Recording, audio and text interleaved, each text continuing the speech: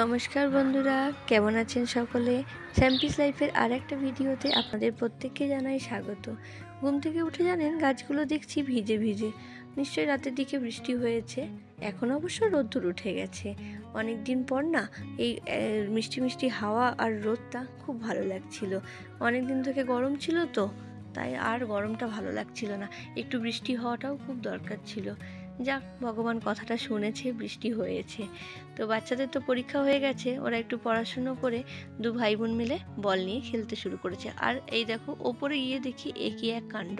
যেহেতু নর্দমার মুখগুলো বন্ধ করা ছিল, পুরো ছাদটা জুড়ে জল জমে গেছে।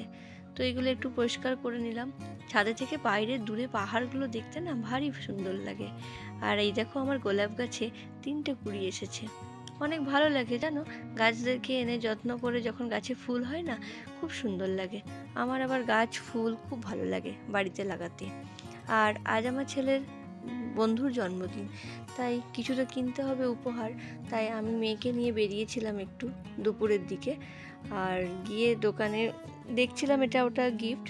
যে দেখতে দেখতে এই গিফটটা, আমার কিন্তু একটা গিফট আমার খুব ভালো লেগে যায়। এই গিফটটা, এটা জানো তো বেশ একটু নতুনত্ব। স্ট্যান্ড আয়না যেটা হয় সেগুলোই, তার সাথে কি বলবো, ভেতরে তুমি ফটো ফ্রেম লাগাতে পারো। আর সেখানে লাইট জ্বললে তোমার ফটো দেখা যাবে। এটা ইভিনিংয়ের দিকেও খুব সুন্দর ব্যবহার করা যেতে পারে।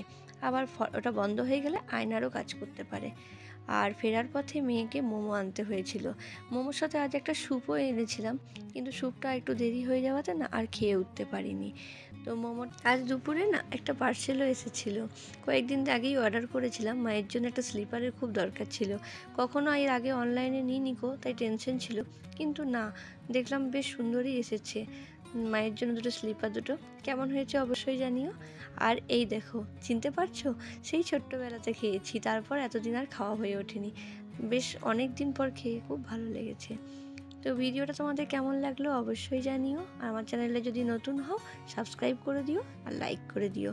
এখানেই রাখছি আজকে।